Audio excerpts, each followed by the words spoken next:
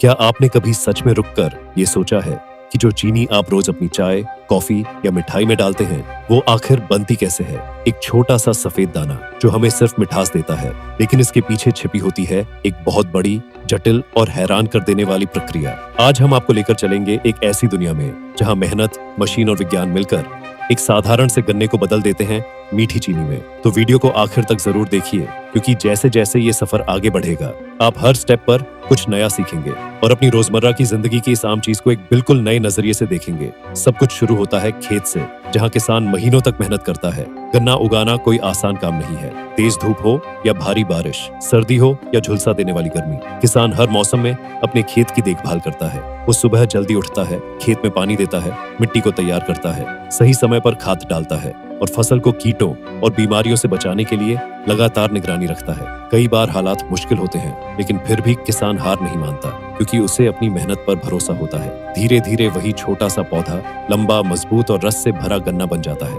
हवा में लहराते हुए ये गन्ने किसान की मेहनत की कहानी खुद बताते हैं। करीब 10 से 12 महीने बाद गन्ना पूरी तरह तैयार हो जाता है। अब वक्त होता है कटाई का। मजदूर एक एक करके गन्ने को काटते हैं और फिर उन्हें इकट्ठा करके ट्रकों में भर दिया जाता है। अब शुरू होता है गन्ने का अगला सफर, खेत से फैक्ट्री तक का। इस सफर में समय बहुत महत्वपूर्ण होता है, क्योंकि देर होने पर रस की गुणवत्ता खराब हो सकती है। इसलिए गन्ने को जल्दी से जल्दी फैक्ट्री पहुंचाया जाता है। जब ये ट्रक फैक्ट्री के गेट पर पहुंचते हैं, तब शुरू होती है एक नई दुनिया, मशीनों की दुनिया। यहाँ हर चीज तेज, सटीक और बड़े स्तर पर होती है। सबसे पहले गन्ने को कन्वेयर बेल्ट के जरिए अंदर ले जाया जाता है और फिर इन्हें विशाल क्रशिंग मशीनों में डाला जाता है। ये मशीनें इतनी ताकतवर होती हैं कि गन्ने को पूरी तरह निचोड़ देती हैं और उसका सारा रस बाहर निकाल लेती है। इस प्रक्रिया को कई बार दोहराया जाता है, ताकि गन्ने का एक एक बूंद रस निकाला जा सके। अब जो सूखा रेशा बचता है, उसे बैगास कहा जाता है। ये देखने में बेकार लग सकता है, लेकिन असल में ये फैक्ट्री के लिए एक बहुत बड़ा संसाधन होता है।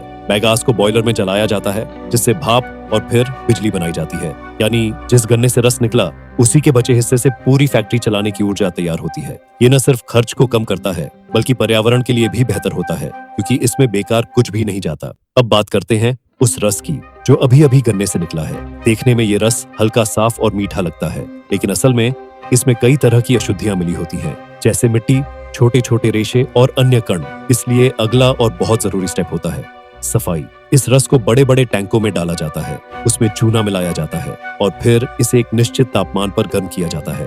इस पूरी प्रक्रिया को बहुत सावधानी से किया जाता है, क्योंकि तापमान और मात्रा का सही संतुलन ही अच्छी क्वालिटी की चीनी तैयार करता है। जैसे जैसे रस गर्म होता है, उसमें मौजूद अशुद्धियां आपस में जुड़कर भारी हो जाती हैं और धीरे धीरे नीचे बैठ जाती हैं। ऊपर बचता है एक साफ, हल्का और शुद्ध रस, जिसे आगे की प्रक्रिया के लिए तैयार माना जाता है। अब इस साफ रस को अगले स्टेप में भेजा जाता है, जहां असली बदलाव शुरू होता है। इसे बड़े बड़े बॉयलर और इवेपोरेटर में डाला जाता है, जहां इसे लगातार गर्म किया जाता है। यहाँ खास तकनीक का इस्तेमाल होता है, जिससे कम समय में ज्यादा से ज्यादा पानी भाप बनकर उठ जाए। जैसे जैसे पानी कम होता जाता है, रस गाढ़ा होता जाता है और धीरे धीरे ये पतला रस एक चिपचिपे और गाढ़े सिरप में बदल जाता है। यही सिरप आगे चलकर चीनी बनने की सबसे महत्वपूर्ण कड़ी होता है। अब शुरू होता है पूरी प्रक्रिया का सबसे रोमांचक हिस्सा, क्रिस्टल बनने का। इस गाढ़े सिरप को वैक्यूम पैन नाम की खास मशीनों में डाला जाता है, जहां नियंत्रित वातावरण में इसे प्रोसेस किया जाता है। कम दबाव की वजह से सिरप कम तापमान पर ही उबलता है,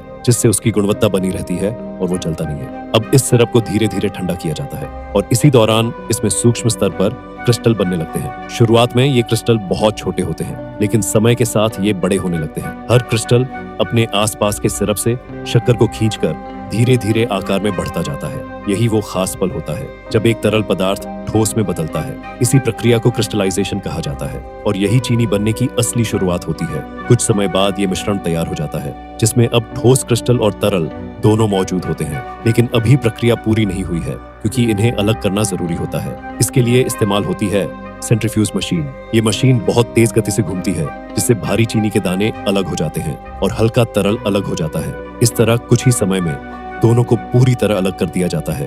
अब जो तरल बचता है, उसे मोलेसिस कहा जाता है। ये गाढ़ा और गहरे रंग का होता है और इसका भी कई जगह इस्तेमाल होता है। इससे एथेनॉल, शराब और कई इंडस्ट्रियल केमिकल्स बनाए जाते हैं। यानी इस पूरी प्रक्रिया में कुछ भी बेकार नहीं जाता। अब बचते हैं सिर्फ चीनी के दाने, लेकिन ये अभी थोड़े गीले और चिपचिपे होते हैं। इसलिए अगला स्टेप होता है ड्राइंग। इन दानों को बड़े बड़े ड्रायर में डाला जाता है, जहां गर्म हवा के जरिए इन्हें पूरी तरह सुखाया जाता है। जैसे जैसे नमी खत्म होती है, ये दाने हल्के, सूखे और चमकदार बन जाते हैं और यहीं से ये अपने अंतिम रूप के करीब पहुंचते हैं। इसके बाद इन दानों को अच्छी तरह साफ किया जाता है ताकि कोई भी बची हुई अशुद्धि पूरी तरह हट जाए। फिर इन्हें छाना जाता है और उनके साइज के हिसाब से अलग अलग ग्रेड में बांटा जाता है। कुछ दाने बड़े होते हैं, कुछ छोटे, और हर ग्रेड का इस्तेमाल अलग अलग कामों के लिए किया जाता है। अब ये चीनी लगभग तैयार हो चुकी होती है, लेकिन इसका सफर अभी खत्म नहीं हुआ, क्योंकि अब इसे पैक होकर लोगों तक पहुंचना होता है।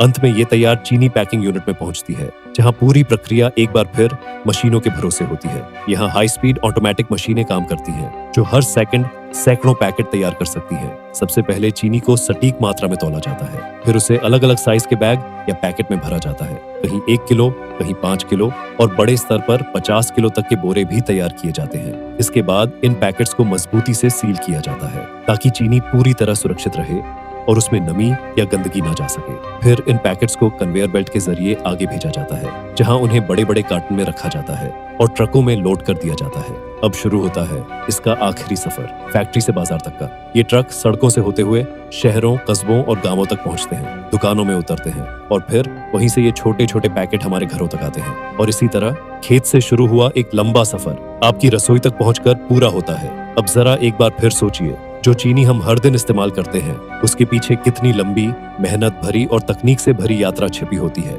एक तरफ किसान की मेहनत और दूसरी तरफ फैक्ट्री की आधुनिक मशीनें जो लगातार काम करती रहती हैं। हर स्टेप, हर मशीन और हर इंसान इस छोटे से सफेद दाने को बनाने में अपनी अहम भूमिका निभाता है।